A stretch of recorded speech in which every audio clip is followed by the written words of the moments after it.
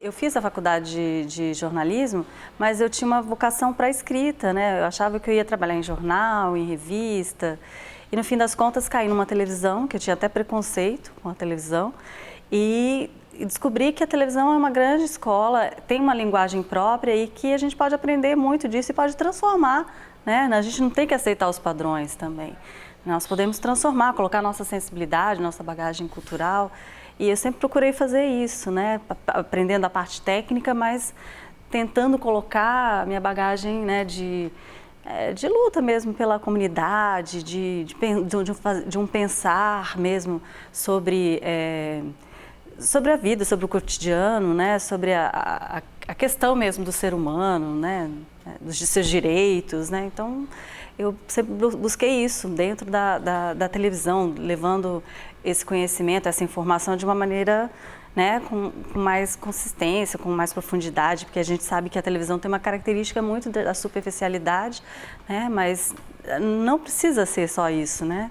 Nós podemos aprofundar mais. E os documentários são um reflexo disso, né? Que o documentário é a maneira de você aprofundar, de evidenciar, né? Mostrar as vozes das pessoas. Claro que o seu filtro sempre vai estar lá, a sua bagagem cultural sempre vai estar exprimida no modo que você vai montar o documentário, né? Mas o máximo possível de colocar o outro, se colocar no lugar do outro, para mostrar isso de uma forma diferente, mostrar esse olhar. O audiovisual tem essa tarefa também, né? De mostrar a identidade do lugar. Eu acho que é muito importante aqui na Amazônia a gente tentar se ver, né? Se identificar nos documentários. Porque a fronteira do documentário para a ficção e para o experimental é muito tênue, né? Então acho que experimentação é interessante, sim, né? Eu tento colocar um pouco de poesia sempre, né? Então meus vídeos experimentais têm poesia sempre, mas sempre relacionada com a realidade. Repositório, por exemplo, mostra a realidade do lixão, né, do aterro municipal aqui em Porto Velho, com um poema do Manuel de Barros e fazendo essa reflexão, né, da matéria de poesia. O que é a matéria de poesia, né? É o vendo o lixo. E aí refletir sobre essa realidade social dessas pessoas que estão lá, os catadores, as condições de trabalho e a que ponto eles têm que chegar para poder ter a sobrevivência, né? A questão do gênero nunca me mobilizou no sentido de, porque eu sempre pensei no ser humano, né? E eu acho que para mim não tem diferença. O gênero, eu encaro de uma maneira assim. É importante que tenha os estudos de gênero, é importante que tenha tudo isso, mas eu sempre procuro ver a questão do ser humano, não importa se é homem, se é mulher e tudo mais. O meu engajamento é mais no sentido social, no sentido do ser humano, dos direitos humanos, do que no sentido de a mulher, a questão do gênero especificamente. Que eu acho que é importante, que tem que ter mesmo, tem que se discutir, mas eu acho que se olharmos nesse sentido, do sentido do ser humano, eu acho que a questão do gênero, ela acaba sendo, né, se esvaindo aí nesse sentido, secundária. Sempre tive essa preocupação. Por exemplo, Forte Príncipe da Beira, eu pedi para um compositor local, Zezinho Maranhão, e ele compôs a música especialmente para o documentário. E ele leu toda a sinopse, todo o roteiro do documentário, e ele fez a música baseada na história e tudo mais. No próximo documentário que eu estou editando ainda, está em fase de montagem, ele surgiu a partir de um grupo musical chamado Minhas Raízes, que mora em Nazaré, nessa comunidade que eu tento ouvir os mitos regionais, mas as músicas já são a transformação dessa visão do ribeirinho sobre os mitos. Então as canções já surgem a partir disso, e todas essas canções vão estar no documentário, porque são já leituras próprias desse grupo musical que surgiu lá, que faz os seus próprios instrumentos com as raízes. Tem muita influência do Raízes Caboclas também, né? Eles mesmos já falam isso, que eles têm a influência. E eles fazem a sua própria música lá na comunidade, tentam manter essa tradição. Então tudo isso vai estar no documentário. Então a música vai ser uma música deles, própria, né? E mostrar todo esse valor, que já são 3 CDs, eles têm 3 CDs lançados. E é muito bonito o trabalho deles. No Bizarros, por exemplo, eu procuro usar o trabalho deles, a sonoridade ele mexendo com um dos presos que saiu, né, já está em liberdade, e ele faz artesanato, então a gente utiliza o som do trabalho, ele utilizando o artesanato. Então sempre procuro colocar a trilha sonora com essa identidade. Mas o som direto também é importante. Eu acho que em alguns documentários eu uso só o som direto, sem trilha. Eu acho que ainda temos muito a caminhar com relação a isso. Esse olhar colonialista ainda existe, por exemplo, nos alunos, nas suas produções, né?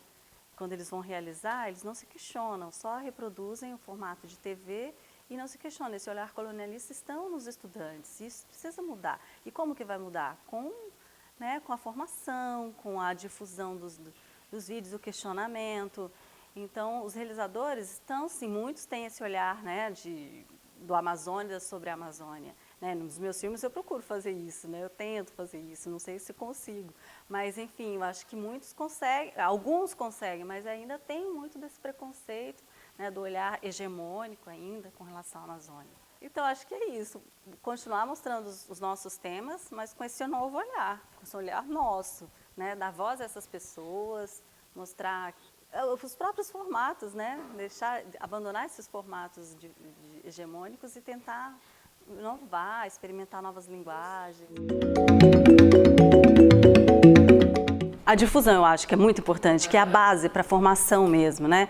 Você assistir filme, você aprende a fazer filme. Então, é isso que está faltando. Primeiro, a universidade pensar no mais básico, que é a difusão, aliando a formação, né? Mas ainda é muito, muito pequeno, muito pouco ainda. A televisão sempre divulgou muito trabalho local, né? Onde ia ter exibição, mostrando, fazendo entrevista com os realizadores. E no Amazonsat, sim, tem esse trabalho, tem esse espaço grande para exibição. O pioneiro do audiovisual aqui de produção é o Beto, né? Beto Bertanha, com o documentário O Porto das Esperanças. É um documentário lindíssimo, que tem a alma de Porto Velho, que tem toda a parte poética, os costumes, é muito bonito.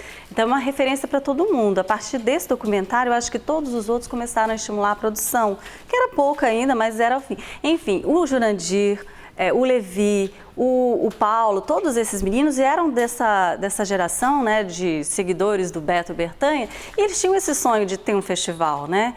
E aí montaram esse festival e foi muito bonito ver esse primeiro festival acontecendo. E eram produções muito boas-vindas de todo o Brasil. Logo na primeira edição teve um grande peso, né? Vieram convidados importantes, foi muito bacana. E a partir daí foi fomentando e criou uma marca. Então o festival hoje é um patrimônio mesmo de Rondônia. Na década de 80, teve um cineclube, sim, no Sesc, que era o Glauber Rocha, que inclusive exibia em película. São dos primórdios mesmo do cineclubismo aqui no estado. Chegou a exibir em 16mm, né? Só que isso se perdeu, né? Aí teve um outro cineclube que surgiu também, que era do movimento negro, que exibia em bares, era até muito interessante, mas durou pouco tempo. Então ficou um vácuo, né, na década de 90, assim, muito grande de cineclubismo, não existia. E o cinema aqui foi decaindo, a gente sabe o que aconteceu com o cinema em todo o Brasil, foram perdendo as salas, né, foram perdendo a sala para as igrejas e tudo mais. E aí nós ficamos sem opção. Poxa, por que a gente não faz um cineclube aqui, né? Que é onde a gente tem a condição de pensar o cinema, não só ir lá para o cinema de rua ou dos shoppings para assistir e não discutir. Começamos em 2005, as primeiras sessões foram na minha casa e até estava sem nome, e aí pensamos nesse nome, foi uma sugestão de uma jornalista de Vilhena que estava aqui por acaso, ela falou, por que não põe Cineoca?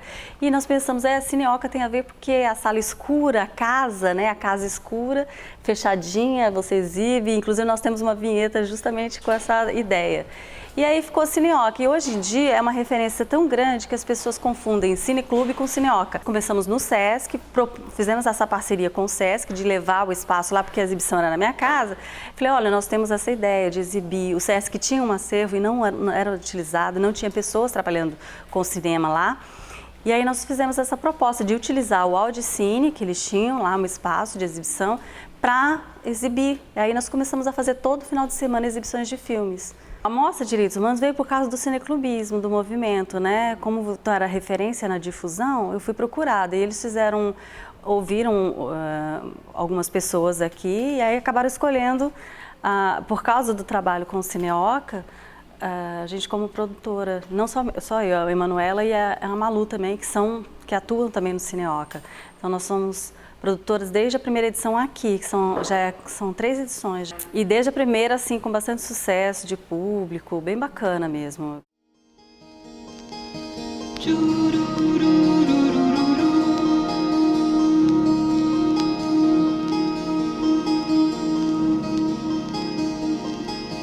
Você precisa ver para saber como é que anda o trem na madeira Mamoré. Você precisa ver para saber como é que anda o trem na madeira Mamoré. Caminho de ferro do oeste do Brasil, de Porto Velho até Guajará-Mirim. Tanto progresso conduziu aquele trem. Hoje em regresso vai chegando a um triste fim. Você precisa ver para saber como é que anda o trem na madeira Mamoré. Você precisa ver para saber